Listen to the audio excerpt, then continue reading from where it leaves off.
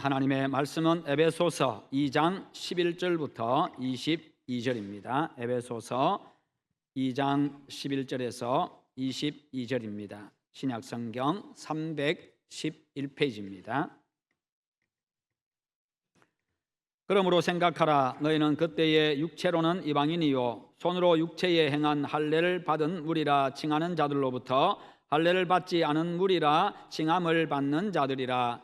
그때 너희는 그리스도 밖에 있었고 이스라엘 나라 밖의 사람이라.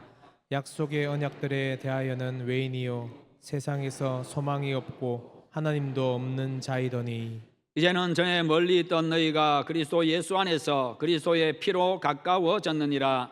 그는 우리의 화평이신지라. 둘로 하나를 만드사 원수된 것 곧 중간에 막힌 담을 자기 육체로 하시고 법 조문으로 된 계명의 율법을 폐하셨으니 이는 이 둘로 자기 안에서 한 세 사람을 지어 화평하게 하시고 또 십자가로 이 둘을 한 몸으로 하나님과 화목하게 하려 하심이라. 원수된 것을 십자가로 소멸하시고 또 오셔서 먼 데 있는 너희에게 평안을 전하시고 가까운 데 있는 자들에게 평안을 전하셨으니 이는 그로 말미암아 우리 둘이 한 성령 안에서 아버지께 나아감을 얻게 하려 하심이라. 그러므로 이제부터 너희는 외인도 아니요 나그네도 아니요 오직 성도들과 동일한 시민이요 하나님의 권속이라. 너희는 사도들과 선지자들의 터 위에 세우심을 입은 자라. 그리스도 예수께서 친히 모퉁이 돌이 되셨느니라. 그의 안에서 건물마다 서로 연결하여 주 안에서 성전이 되어 가고 너희도 성령 안에서 하나님이 거하실 처소가 되기 위하여 그리스도 예수 안에서 함께 지어져 가느니라. 아멘. 예, 오늘 말씀의 제목 같이 한번 읽어보겠습니다. 주 안에서 함께 자라가자. 아멘. 예, 올 한 해의 우리 교회 표어입니다. 주 안에서 함께 자라가자. 에베소서 2장 22절 말씀에 근거해서 그렇게 표어를 잡았고, 그리고 오늘 첫 주일은 이 표어를 가지고 여러분에게 또 설교를 하게 되었습니다. 그리고 이제 75회 우리 고신 총회 지금 금년에 또 표제는 상생입니다. 함께 살자는 거죠. 함께 존재하자는 그 상생입니다. 교회와 교회가 함께 존재하고, 그래서 서로 연합하고 서로 함께 세워주고 함께 성장해가는 바로 그것을 고신총회에서 내세우고 있습니다. 그래서 여러 가지 면에서 우리가 함께 또 가야 되기 때문에 이렇게 또 표도 그렇게 잡았고, 또 우리 첫째 주일 설교를 이렇게 잡았습니다. 여러분들 올 한 해 함께 주 안에서 자라가고 성숙해가고 아름답게 세워져가는 그런 여러분 되시고 여러분의 가정 되시고 우리 교회가 되기를 축원합니다. 예, 집을 짓기 위해서는요 설계도가 필요합니다. 그 설계도에 따라서 아름답게 집을 짓고 나면 그곳에서 가족들이 함께 살게 되지요. 이것이 바로 구원에 대한 좋은 예가 됩니다. 우리는 하나님의 구원 설계도에 따라서 예수 그리스도를 통해서 구원을 받았습니다. 그래서 하나님의 백성이 되었지요. 그래서 구원받은 하나님의 백성들이 모여서 이렇게 하나의 공동체를 이루고 있습니다. 그러면서 함께 존재하고 있습니다. 그리고 함께 존재하는 것을 배웁니다. 그것이 바로 교회입니다. 그래서 교회를 그리스도 안에서 새로운 사회라고 이야기하고 새로운 질서라고 말하고 하나님의 나라라고 또 말하기도 합니다. 성도는 천국의 그림자이고 새하늘과 새 땅의 모형이고 몸으로 체험하는 하나님의 나라로서의 이 교회를 세우고 그곳에서 함께 살아가는 사람들입니다. 그래서 우리는 바로 천국의 그림자인 이곳에서 천국이 어떤 곳인가를 볼 수 있어야 되고, 온전하지는 못하지만 조금이라도 맛볼 수 있어야 합니다. 새하늘과 새 땅이 어떤 곳인지도 우리가 그렇게 볼 수 있어야 합니다. 몸으로 체험하는 하나님의 나라, 성도들과의 관계 속에서 바로 천국의 삶이 어떤 것인가를 우리가 몸소 조금이나마 느끼고 체험하도록 해야 된다는 겁니다. 그게 바로 교회입니다. 하나님의 나라로서의 교회를 세우고 우리가 그곳에서 함께 살아가는데, 그런데 현대 그리스도인들과 이 교회의 비극은 교회 안에서 이 하나님의 나라를 경험하지 못하는 데 있습니다. 구원받은 성도들이 모여가지고 천국을 이루지 못하고 거기서 사랑과 용서와 화해와 아름답고 이 천국의 행복한 천국의 맛을 잘 못 본다는 겁니다. 천국이 어떤 곳인지를 간접적으로 잘 경험하지를 못합니다. 왜냐하면 습관적으로 신앙생활을 하는 경우가 많기 때문에요. 그냥 생각하지 아니하면 그냥 습관적으로 날이 되었으니까 주일이 되었으니까 교회 오고 시간이 되었으니까 예배하고 예배 준비하는 마음 준비하는 그런 자세들도 준비가 되지 아니하고 그렇게 하다 보니까 이 천국을 누리지도 맛보지도 못하는 바로 경험하지도 못하는 그런 슬픈 그런 신앙생활을 하는 사람들이 많다는 겁니다. 그러나 우리 교회는 하나님의 이 나라의 의와 평강과 희락을 경험하고 사랑과 화평을 경험하는 그런 교회가 되어야 합니다. 주 안에서 한가족 된 성도들이 모여가지고 크고 넓고 깊고 뜨거운 사랑을 경험하고 서로를 용서를 경험하고 화목과 화평을 경험해야 합니다. 그게 바로 교회라고 하는 것입니다. 바울은 여기서 구원을 아주 입체적으로 종합적으로 설명을 하고 있습니다. 11절에 보면 그러므로 생각하라 이 말은 기억하라, 회상하라, 과거를 돌아보라 그런 의미입니다. 우리의 과거가 어땠기에 우리의 과거를 돌아보고 과거를 기억하라고 과거를 회상하라고 그렇게 이야기합니다. 계속해서 그렇게 하라는 겁니다. 계속해서 너희가 구원받지 못했던 그 과거 올챙이 시절, 구원받지 못했던 그 비참한 시절, 그 상태를 돌아보고 기억하고 늘 회상하라는 겁니다. 사람들은 구원받고 나면 처음부터 자기가 의인이었던 것처럼 그렇게 행세하려고 합니다. 그래서 자꾸만 남을 판단하려고 합니다. 정죄하려고 듭니다. 남을 비난하려고 듭니다. 우리는 구원을 받았지만 여전히 형편없는 죄인들입니다. 자신을 솔직하게 한번 들여다보세요. 얼마나 형편없는 존재인가? 얼마나 작은 것에 매달려가지고 참 유치하게 살아가는가? 어떻게 얼마나 내 마음이 정말 밴댕이처럼 좁은지, 얼마나 내 삶의 영역이 그냥 내 것만 챙기고 살아가는 그런 영역인지, 얼마나 그렇게 살아가는지. 하나님의 진노를 받아야 될 진노의 자녀들이었습니다. 이미 사형 선고를 받았던 사람들, 영적으로요. 그런 우리가 하나님의 사랑과 긍휼로 구원을 받았다는 겁니다. 바로 여기서 구원의 기쁨과 감격이 생겨납니다. 그러기에 과거의 내 모습이 어땠는가 해서 기억하고 회상하고 돌이켜보면서 그런 나에게 하나님께서 구원의 은혜를 베풀어 주셨으니까 그것을 자꾸만 돌아보라는 겁니다. 기억하라는 겁니다. 그래야 이 구원의 기쁨과 감격이 사라지지 아니하고 날마다 새록새록 다시 솟아오고 다시 솟아오르고 그렇게 되고요. 입에서는 늘 하나님 감사합니다, 감사합니다 그렇게 되는 겁니다. 구원받았지만 여전히 죄의 본성을 가지고 또 죄짓고 살아가지요. 말로서 죄짓고 마음으로 죄짓고 생각으로 죄짓고 행동으로 죄짓고 우리가 이 사실을 잊지 않아야 합니다. 그래야 하나님과 사람 앞에서 겸손해집니다. 그래야 남을 소중하게 여기고 존중하고 아끼고 사랑하게 되어 있습니다. 그래야 우리가 함께 자라갈 수 있습니다. 함께 또 성숙해져 갈 수 있습니다. 그래야 교회를 든든하게 세워갈 수가 있습니다. 그리고 우리가 구원받았다고 하는 것은요, 예수 그리스도와 연합했다는 것을 의미합니다. 내가 예수님 안에 있고 예수님이 내 안에 계시고 나와 예수님이 하나가 되었다는 거예요. 내가 예수님 안에 있다는 말은요, 온전히 예수님의 다스림을 받는다는 이야기입니다. 여러분들이 물속에 푹 잠겨 보세요. 깊은 물속에 들어가 보세요. 깊이 들어가면 깊이 들어갈수록 내가 어떻게 할 수 없습니다. 그냥 물의 지배를 받습니다. 그런 것처럼 우리가 주님 안으로 깊이 들어갈수록 그럴수록 나는 온전히 주님의 지배를 받습니다. 주님의 생각, 주님의 마음, 그 지배를 받게 되시오. 13절에 이제는 전에 멀리 있던 너희가 그리스도 예수 안에서 그리스도의 피로 가까워졌느니라. 이 연합은요, 예수 안에서 그리스도의 피로 말미암아 이루어졌습니다. 그러면 그리스도와 연합한 사람들은 어떤 모습으로 나타나야 합니까? 14절이 말씀합니다. 그는 우리의 화평이신지라 둘로 하나를 만드사 원수된 것 곧 중간에 막힌 담을 자기 육체로 허시고, 바로 화평을 말씀하고 있습니다. 예수님과의 연합은요, 예수님과 하나가 되고 성도들과 하나가 되는 겁니다. 그러면서 화평을 이루고 하나가 되어지는 것, 이게 바로 연합이라는 것이죠. 이게 바로 예수 안에 있는 거라는 겁니다. 이게 신앙생활이라는 거예요. 그러면 그리스도와 연합한 사람에게 나타나는 표징은 무엇입니까? 그것은 바로 화평입니다. 그리스도인은 어떤 처지와 형편에서든지 이 화평을 잃지 않는 사람들. 왜요? 예수 안에 있기 때문에, 예수님의 화평의 지배를 받기 때문에 어떤 형편에 있든지 이 화평을 잃지 않아야 돼요. 평화를 잃지 않아야 되고 화평을 잃지 않아야 합니다. 죽을 처지에도요, 예수님 때문에 어려움과 손해를 당해도 아프고 힘들어도요, 그리고 하나님과 화평을 이루고 사람들과 화평의 관계를 이룹니다. 예수님은 평화의 주인이십니다. 평강의 왕이십니다. 그리고 화목 제물로 오셨습니다.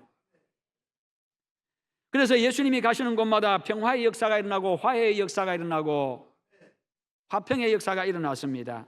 그래서 예수님과 연합한 우리가 가는 곳에도 이와 같이 평화가 있어야 되고 화해의 역사가 있어야 되고 화평의 역사가 일어나야 하는 겁니다. 이것이 예수님과 연합한 사람들의 모습입니다. 뿐만 아니라 둘로 하나를 만든다고 했습니다. 둘 사이에 가로막힌 담을 예수 그리스도의 피로 헐어버렸다. 담장을 완전히 없애버렸다라고 말씀하고 있습니다. 관계 회복을 말합니다. 예수 그리스도의 피로 말미암아 하나님과의 관계 회복이 되어졌습니다. 그것으로 말미암아 인간관계가 회복이 되어졌습니다. 주님이 그 담을 헐어버렸기 때문에, 그래서 관계가 회복되어지고 이제 하나님 안에서 주 안에서 하나, 주 안에서 한 가족, 하나의 공동체, 그렇게 되었다는 것이요. 예수 그리스도의 보혈이 민족과 민족 사이에 담을 헐고 너와 나 사이에 막힌 담을 헐었습니다. 그래서 예수 안에서는 누구나 하나가 되는 겁니다. 민족을 떠나서 하나가 되어지고 집안을 떠나서 하나가 되어지고 다 하나가 되는 것이. 그래서 오늘 나에게, 오늘 우리의 가정에, 오늘 우리의 교회에, 오늘 이 민족에게 필요한 것은 바로 화평하게 하는 예수 그리스도의 보혈입니다. 그 예수 그리스도의 보혈의 능력에 잠기는 자들마다 화평을 이루게 되는 거기 때문입니다. 그리스도와 연합한 사람들의 표징 두 번째는요, 인간과 인간 사이의 화평입니다.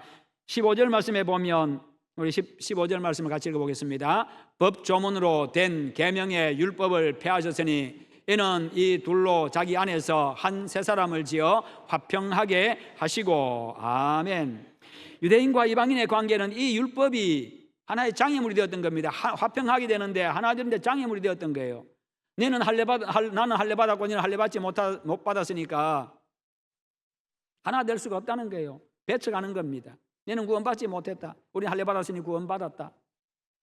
그렇게 해버리는 것이죠. 그러다 보니까 이방인을 자꾸 멀리합니다. 그래서 예수님은요, 유대인과 이방인이 연합해서 화평하는데 장애물로 작용하는 이 율법을 제거하심으로써 유대인 성도들과 이방인 성도들이 주 안에서 연합할 수 있도록 화해가 이루어지게 하셨습니다. 화평하게 하셨습니다. 그 육체의 표시가 중요한 게 아니다라고 말하시오. 그리스도 안에 들어오면 누구든지 구원받는다.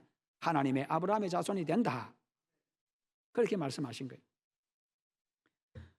우리가 아무리 많은 것을 이루었다 할지라도, 아무리 외적으로 번듯한 모습을 갖추었다 할지라도 예수 안에서 형제 자매된 자들이 반목하고 질시하고 대립하고 연합하지 못하면 실패한 성도, 실패한 교회에 불과합니다. 웅장하고 화려한 예배당 건물도요, 잘 짜여진 조직도요, 사람들의 필요를 채워줄 아주 다양한 프로그램들도 아무런 의미와 가치가 없어집니다. 중요한 것은 서로 용서하고 사랑하고 관용하고 화해함으로 화평을 누리는 겁니다. 여러분, 그것이 바로 성도와 교회됨의 첫 번째 증거입니다. 그리스도와 연합한 사람의 표징 세 번째는요, 인간과 하나님 사이의 화평입니다. 16절에 보면 십자가는 하나님과 인간의 화해의 장소입니다. 원수된 것은 화해되지 않은 것, 분리, 반목 상태를 말하지요. 예수 그리스도께서 십자가에서 나 대신 죽으심으로 화평을 이루셨습니다. 그래서 바로 그 십자가는 하나님과 우리 사이를 화평하게 만드는 장소, 인간과 인간 사이를 화평하게 만드는 장소가 되었다는 것이요. 예수님께서 거기서 화목 제물이 되심으로. 그래서 17절 말씀을 보면요, 우리 17절 말씀도 같이 읽어봅니다. 또 오셔서 먼 데 있는 너희에게 평안을 전하시고 가까운 데 있는 자들에게 평안을 전하셨으니. 아멘. 이 말씀은요, 멀리 있는 이방인에게도 평안을, 가까이 있는 유대인에게도 평안을, 바로 그 말입니다. 그렇게 누구에게든지 평안을 선포하라는 거예요. 우리에게 적용하면요, 나와 친한 사람에게도 평안을 선포하고 나와 별로 친하지 않은 사람에게도 평안을 선포하고 모든 교우들에게 평안을 선포하고 가는 곳들마다 사람들에게 평안을 선포하라는 겁니다. 내가 좋아하는 사람에게도 평안을, 별로 좋아하지 않는 사람에게도 평안을, 그렇게 서로 평안을 선포하라. 여러분, 교회 안에서 잘 모르는 사람, 친하지 않은 사람하고 좀 자주 만나세요. 먼저 신앙생활 한 여러분들이 10년, 20년, 5년, 10년, 20년 하신 여러분들이 먼저 다가가셔야 됩니다. 온지 얼마 안 된 분들이 먼저 다가와서 인사하기가 어렵습니다. 아이들도 마찬가지입니다. 아이들이 어른들에게 먼저 인사하는 거 쉽지 않습니다. 어른들이 먼저 오늘 왔냐, 잘 왔다라고 먼저 인사하세요. 너는 왜 어른을 봐도 인사도 안 하냐? 그게 아니라는 거예요. 그런 사람 그 집안의 애들도 똑같아요. 먼저 인사 안 해요. 그러니까 그냥 보면 내가 먼저 인사하고 내가 먼저 맞아주고 그렇게 하는 거예요. 그래야면 애들도 그 다음에 보면 그 다음에 애들이 먼저 인사합니다. 그렇게 가까워지다 보면요, 애들이 다가와서 달려옵니다. 달려와서 안기고요. 제 먹던 과자도 한 개 꺼내가지고 갖다 주고 그렇게 합니다. 그렇게 하는 거 한번 해보세요. 올 한 해는 매 주일마다 특별히 우리 교역자들, 장로님들, 집사님들, 권사님들,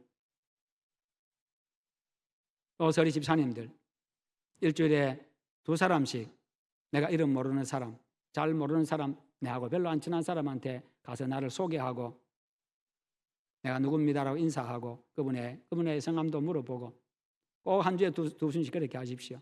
한 주에 몇 사람요? 너무 힘든 일이지요. 너무 고통스러운 일이지요. 요새 말로 쉽디 쉬운 일 아닙니까? 가서 인사하고 뭐 돈 달라고 합니까? 뭐 걸어가는 그 사람들 다가가는데 무슨 뭐 쌀을 짊어지고 가라고 합니까? 그냥 가서 인사하고만 하면 돼요. 인사하고 나를 소개하고 그러면서요 담들이 허물어지고 벽들이 허물어지고 문턱이 사라지고 그렇게 되는 거예요. 애들을 보고 인사하든지 어른을 보고 인사하든지 누구를 보든지 그렇게 인사를 나누세요. 2사람씩 꼭 그렇게 하시기 바랍니다. 예, 대답이 시원찮네 지금. 여러분들 들어오실 때 밖에서 장로님들이 맞이해주고 어서 오실 인사해주고 그러니까 얼마나 좋아요. 그런 것처럼 또 교회 예배에 들어오면 제가 또 매주일마다 여러분들 한 살 연습 다 악수 다 하고 기도 필요한 사람들 기도해드리고 하잖아요. 왜 그렇게 하겠어요? 가까워지려고. 교우 관계는 그래야 되고 목사와 교인들의 관계는 그래야 되니까 그렇게 친밀해져야 되니까 그래야 거기서 하나님의 나라를 경험합니다. 거기서 화목을 경험하고 한 가족됨을 경험하고 한 몸됨을 경험하고 교회는 그래야 되는 거예요. 그러면서 친해지십시오. 그게 바로 화평입니다. 처음 보는 사람, 새 가족, 나와 성향이 다른 사람 자주 만나서 그리스도 안에서 하나 되는 것. 그리고 교회 중직자들은 식사하실 때 잘 모르는 사람하고 같이 식사하세요. 늘 하시는 분들하고 하지 마시고 제가 전에도 이야기했습니다만 잘 안 되는 것 같아요. 오늘부터 신경 쓰세요. 오늘은 물론 김밥 나가니까 안 됩니다만 다음 주부터 늘 하시는 분들 말고 잘 모르는 분들 옆에 가서 식사하시고 이야기 나누시고 밥 들고 가니까 얼마나 자연스럽습니까? 옆에 가면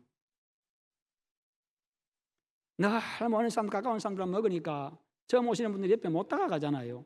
그 사이에 못 들고 들어가잖아요. 교회 오면 친한 분들하고 좀 어울리지 마시고 그분들하고 평상시에 자주 만나시고 교회 오면 잘 모르는 분들하고 좀 어울리세요. 안 그러면요 늘 그 자리에 다른 사람 못 파고 들어가요. 밥 먹는 자리에 거기에 못 들어갑니다. 그게 우리는 모르지만 그게 자연스럽게 담이 되고 벽이 되고 문턱이 되어가지고 그렇게 되어 있어요. 우리 교회도 그렇게 되어 있습니다. 자꾸 깨어나가야 돼요. 중직자들 깨어나가야 돼요.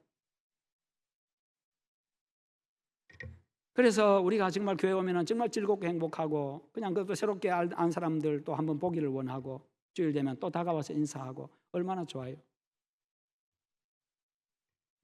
그렇게 교회 직분자 세우는 건 그러라고 세우는 거예요. 교인들과 관계 때문에 세우는 거지 다른 거 뭐 일하라고 그렇게 세운 게 아니에요. 다른 거 일도 하지만 제일 중요한 게 교인들을 세우는 거. 교인들을 세우기 위해서 교인들하고 세우기 위해서 그것을 위해서 직분자 세우는 겁니다. 교인들하고 동떨어진 직분 그거 없습니다. 그렇게 우리 해나가십시오. 교회들마다 사실 잘 안 돼요. 그런데 우리 교회는 해봅시다. 다른 교회 다 안 돼도 우리 교회는 될 수 있다니까요. 하면 돼요. 왜요? 다가가면 되니까. 인사하면 되니까. 밥 먹을 때 같이 먹으면 되니까.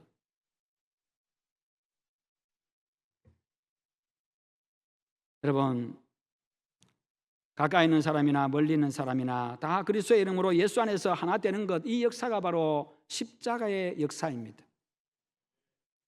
그러고 말미암아 유대인도 이방인도 다 하나님과 화해하는 구원의 복, 평화의 복을 누리게 되었습니다. 부활하신 예수님께서 제자들에게 첫 번째로 주신 메시지가 무엇인지 아십니까? 너희에게 평강이 있을지어다. 샬롬이었습니다. 너희에게 평강이 있을지어다. 첫 번째로 부활하신 예수님이 첫 번째로 제자들에게 주신 메시지가 너희에게 평강이 있을지어다. 가장 중요하니까요. 고린도후서 5장 17절 이하에서는요, 우리에게 그리스도 예수 안에서 새로운 피조물이 되었다고 말씀하시면서 그 다음에는요, 너희에게 우리에게 화목하게 하는 직분을 주셨다, 그렇게 말씀하고 있습니다. 그게 가장 중요하니까요. 우리가 이 세상에 사는 동안 이루어야 될 일이 화목이라는 겁니다. 화목하게 하는 직분을 주셨다, 이 말은 그게 우리의 사명이 되었다, 그 말입니다. 화목하게 하는 게 우리의 사명이라는 거예요. 하나님과의 화목, 사람들과의 화목, 그리고 복음으로 다른 사람들도 그렇게 되도록 하는 게 우리가 전도하는 것이요. 전도해서 그 사람도 하나님과 화목하게 하고, 이곳에 와서 교인들과 화목하게 하고, 인간관계를 화목하게 만들고. 여러분, 우리가 구원받은 우리는요, 혼자 사는 게 아닙니다. 그리스도와 하나가 되고 하나님 아버지의 자녀가 되어서 하나님의 가족으로서 한 가족이 되어진 겁니다. 가족은 뭉치는 거죠. 하나 되는 거지요. 용납하는 거지요. 사랑하는 거지요. 그런 우리를 위해서요, 21절과 22절 말씀을 주셨습니다. 우리 21절과 22절 같이 한번 읽어봅니다. 그의 안에서 건물마다 서로 연결하여 주 안에서 성전이 되어 가고 너희도 성령 안에서 하나님이 거하실 처소가 되기 위하여 그리스도 예수 안에서 함께 지어져 가느니라. 아멘. 건물마다 서로 연결한다고 말씀합니다. 함께 지어져 간다고 말씀하고 있습니다. 여러분, 연결이 안 되면 건물이 안 되잖아요. 그렇죠? 기둥만 몇 개 서 있어가지고 연결이 안 되면 벽을 세워가지고 연결이 돼야 건물이 되고 그런 거죠. 그래야 또 지붕도 올릴 수 있고 한 거죠. 연결이 돼야 건물이 됩니다. 그런데 연결하려고 하면 고통이 따릅니다. 기둥은 기둥대로 고통이 따르고요, 지붕은 지붕대로 고통이 따르고 벽은 벽대로 고통이 따라요. 왜요? 기둥이 세워졌으면 그 위에 지붕을 올려야 되잖아요. 올리면요, 기둥은 그것을 받쳐야 됩니다. 희생을 해야 돼요. 위에 있는 지붕은 쉽습니까? 저끼리 또 이렇게 해가지고 같이 기대고 있어야 되고 서로 기대고 있어야 되고. 옛날에 목조건물 있을 때 어떻게 됩니까? 구멍 뚫어가지고 이것을 끼우면 어떻게 돼요? 자기도 구멍을 뚫는 아픔이 있어야 되고, 끼우는 이것도요, 이 모양을 만들려면 깎아내는 아픔이 있어야 됩니다. 그래야 연결이 되고 지어져 가고 건물이 완성이 되어져 갑니다. 교회가 그런 곳이라는 거예요. 내가 깨져야 되고, 내가 구멍 뚫려져야 되고, 내가 깎여 나가야 되고, 내가 희생해야 되고, 내가 힘들어야 되고. 그럼에도 불구하고 왜 그렇게 합니까? 그렇게 하고 나면 너무나도 아름다운 건물이 완성이 되기 때문에, 너무나 행복하고 즐겁고 기쁘기 때문에요. 그게 나에게 복이 되기 때문에.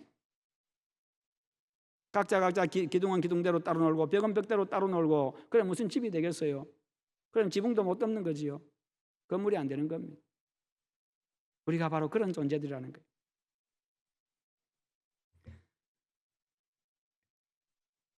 이제는 성도들이 혼자 사는 게 아니라 그리스도 안에서 서로 다른 몸이 그리스도의 이름으로 만나서 서로 연결해가는 모습, 이게 그리스도인의 모습이고 교회의 모습. 그러면서 함께 세워져 가고 함께 자라가는 것.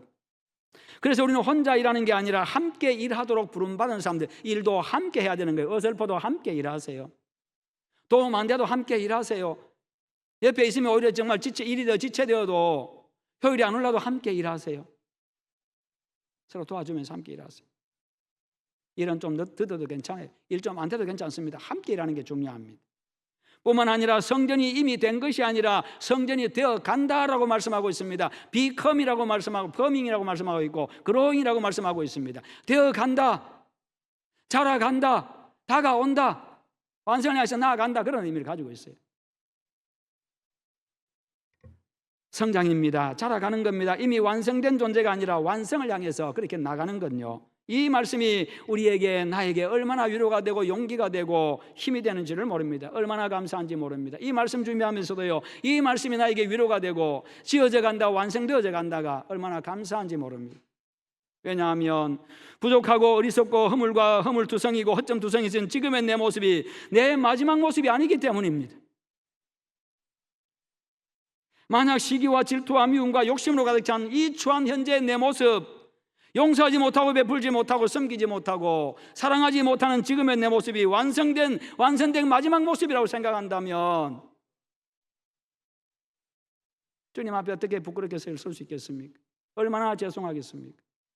근데 참 감사한 것은 주님도 말씀하셔요. 네가 아직 완성이 안 됐다. 지어져 간다. 성장해 간다. 만들어져 가고 있다. 그렇게 말씀하셔요. 아직 미완성이기 때문에 아름답게 완성될 기회가 남아있기에 위로가 되고 힘이 되고 감사한 겁니다. 우리는 모두 그런 존재들이에요. 모두가 다 그런 존재들. 그러니 큰 소리 칠 것도 없고 잘난 체 할 것도 없고 목에 힘줄 것도 없어요. 그렇게 한다고 한다면 그게 부끄러운 거지요. 건물 짓는 곳에 가보면 흉합니다. 먼지도 많이 나고 냄새도 많이 나고요. 온갖 물건들이 널브러져 있습니다. 쓰고 남은 것들 얼마나 흉합니까? 짓고 있는 건물들. 그것이 바로 지금 지어져 가고 있는 현재 내 모습, 아직도 흉한 게 현재 내 모습이라는 거예요. 주님이 그걸 인정하고 계셔요. 그러나 완공을 하고 인테리어까지 다 끝내고 소파가 들어가고 가구가 들어가고 살림 도구들이 다 들어가서 깨끗하게 되어져 있고 그 다음에 화분이 놓여져 있고 장식이 잘 되는 집안에 들어가 보면 얼마나 좋고 얼마나 아름답고 거기에는 그 다음 살고 싶어지지요. 종종 새 집으로 이사하시는 분들 집에 가서 이사 예배를 드릴 때는요, 나도 이 집에 살고 싶다. 저도 그 생각 들어요. 나도 이런 데서 한번 살아보고 싶다. 그 생각 들어요. 왜요? 좋으니까. 교회가 바로 교회라는 거예요. 처음에 교회 오신 분들이 야, 나도 이 교회 계속 다니고 싶다. 나도 이 교회 성도이고 싶다. 네. 이사 오신 분들이 와가지고 야, 나도 이 교회 성도이고 싶다. 나도 이분들과 같이 신앙생활 하고 싶다. 나도 이곳에 계속 머물고 싶다. 이게 교회라는 거예요.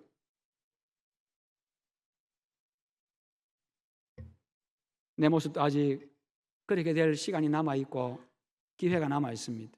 아직 살아있기 때문이지. 우리가 완성된 존재가 아니라 아직 지어져 가는 중이라는 겁니다. 공사 중입니다. 뭐 하는 중이라고요? 공사 중. 따라합시다. 나는 공사 중입니다. 네. 집에 가서 공사 중이라는 거 크게 하나 적어가지고 등판에 붙이고 다니세요. 공사 중이니까 예쁘게 봐주세요. 공사 중이니까 아직 공사 중이니까 좀 잘 봐주세요. 그렇게 부탁하시고 또 여러분들은 다 좀 어설픈 모습 보이면 아직 공사 중이지. 그러니까 그냥 그렇게 어른이 그렇게 봐주시고 아직 공사 중이니까 그렇게 봐주세요. 설교한 저 역시도 공사 중입니다. 아직 완공되려면 멀었습니다. 여러분들 보시기에 허점투성이지요. 그런데 이 말씀은요, 이들을 또 위로하는 말씀이기도 합니다. 너희들의 부족함을 너무 자책하지 마. 거칠고 투박한 미완성의 상태를 인정하고 계속 성장해가. 주님을 위해서 향해서 계속 걸어가면서 주님을 닮아가거라. 내가 부족한 것처럼 남의 부족함과 허물에 대해서도 책망하거나 정죄하지 말고 함께 지어져 가라. 함께 완성되어져 가라. 함께 세워져 가라. 바로 그런 의미입니다. 진짜 문제는요, 지금의 미완성의 상태가 진짜 문제가 아니라 짓다가 그만둔 게 문제입니다. 짓다가 그만둔 게 문제예요. 내가 이만큼 했으니까 됐지. 짓다가 그만둔 게 문제라니까요. 주님 볼 때 다 공사 중인데 나는 됐다고, 완공됐다고 착각하고 있다는 거예요. 세상에 가장 흉한 것이 짓다가만 건물입니다. 방치된 건물 다 보셨잖아요. 방치된 건물 얼마나 흉합니까? 뭐 유치권 행사 중에 갈도 짓다가 그만두고 부도 나서 그만두고 온갖 건물들 보세요. 10년, 20년 방치된 건물 보세요. 얼마나 흉합니까? 제일 추한 모습이요, 예수 믿다가 만 모습입니다. 안 믿는 것보다, 안 믿을 때보다 더 훨씬 더 추하고 더 악해져 있어요. 우리의 모습은 어차피 추하게 되어 있습니다. 추한 모습이라도 주님 안에서 계속해서 함께 자라가야 됩니다. 나도 자라가야 되고 옆 사람도 자라가야 되고 계속 자라가야 될 사람들, 계속 공사해야 될 사람들. 넘어졌습니까? 일어나십시오. 넘어진 게 문제가 아닙니다. 넘어져서 안 일어나는 게 문제입니다. 다시 일어나는 게 중요합니다. 다시 걸으면요, 어떤 일이든지 일어날 수 있습니다. 사는 동안 아무리 애를 써도 죄인이 죄를 짓지 않고 완전하게 살 수는 없습니다. 다시 일어서고 회개하고 한 걸음 또 한 걸음 계속해서 걸어가면서 주님이 원하시는 그 모습까지 계속해서 자라가는 게 중요하다는 겁니다. 그런 부족한 사람들이 모여가지고 있는 게 교회 공동체입니다. 그러니 항상 여러분들은 공사장에 온다고 생각하고 오세요. 공사장에 온다고 생각하시고 항상 그렇게 오십시오. 그래야 시험에 들지 않습니다. 함께 격려하고 위로하고 용납하고 화목하고 사랑하고 함께 자라가고 함께 기대해야 됩니다. 22절 말씀을 같이 한번 또 읽어보겠습니다. 22절 다시 한번 읽습니다. 너희도 성령 안에서 하나님이 거하실 처소가 되기 위하여 그리스도 예수 안에서 함께 지어져 가느니라. 아멘. 함께 지어져 가고 함께 자라가고 함께 완성되어져 가야 됩니다. 그러지 아니하면 결코 완성될 수 없습니다. 그렇잖아요. 한쪽 벽만 계속 세운다고 해서 건물이 되겠어요? 안 되잖아요. 함께 이쪽 벽도 함께 지어져 가고 그 다음에 나중에 또 위에 덮어야 되고요. 그래야 지어져 완공이 되는 것이요. 이쪽에는 튼튼한 거, 이쪽에는 H빔 큰 거 세우고 이쪽에는 그냥 쇠막대기 몇 개 세워놓고 그래가지고 건물이 되겠습니까? 무너져 버리죠. 균형을 잃어버리죠. 함께 자라가요. 함께 세워져 가야 돼요. 교회는 너는 죽고 나는 살고 그럴 수 없습니다. 너는 없어지고 나는 존재할 수 없습니다. 그것이 교회입니다. 그게 사회지요. 그러지 아니하면 하나님이 거하실 처소가 되지를 못합니다. 우리 교회는 하나님이 상주하시는 교회가 되기를 축원합니다. 하나님이 안심하고 상주하시는 교회. 그러면 모두가 행복합니다. 그러면 모두가 건강하게 천국을 누리며 살아갈 수 있습니다. 부족하지만 아직 많이 부족하지만 아직도 공사 시작에 불과하지만 올 한 해 그렇게 함께 아름답게 지어가고 함께 자라가는 그런 우리 모두가 되기를 주님의 이름으로 축원합니다. 우리 희망을 가지고 한번 기도하십시다. 하나님, 우리가 주 안에서 함께 자라가게 하시옵소서. 함께 공사 잘하게 하시옵소서. 그래서 정말 주님이 안심하고 거주할 수 있는, 상주할 수 있는 교회가 되게 하시옵소서. 그런 내가 되게 하시고, 그런 우리 가정이 되게 하시고, 그런 우리 교회가 되게 하시고, 그것을 통해서 이 나라와 민족이 그렇게 되게 하시옵소서. 우리 다 함께 기도하겠습니다. 거룩하신 우리 하나님 아버지 감사합니다. 오늘도 우리에게 말씀 주심을 감사합니다. 우리 하나님 아버지, 우리가 주 안에서 함께 자라가게 하시옵소서. 함께 주의 몸된 교회 세워가게 하여 주시옵소서. 함께 주님이 거하실 성전 세워가게 하여 주시옵소서. 그렇게 하나님 아버지, 그러므로 말미암아 주님이 상주하시는 교회, 주님이 상주하시는 내 모습이 되고 주님이 상주하시는 우리 가정이 되게 하여 주시옵소서. 그런 행복하고 아름답고 건강하고 복된 교회가 될 수 있도록 우리 아버지 함께 하시옵소서. 도우실 줄 믿습니다. 예수님의 이름으로 기도하옵나이다. 아멘.